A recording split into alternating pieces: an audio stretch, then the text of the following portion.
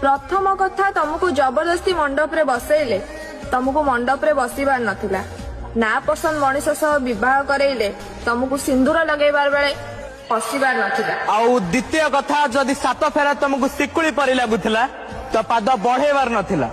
आउ जदि हृदय रे केवल घृणा ही थिला तो हाथ गंठी समय रे तुमको हसिकी हाथ बढ़ेबार नथिला। तृतीय कथा जदि फुलर माल तुमको फांसी दौड़ी परि लागुथिला तो हसिकी ता आगे मुंड नुआई पार नथिला। आउ जदि तुम मन ता भल पाइबा नथिला तो ता सेठी बसी कौड़ी खेलिबार नथिला।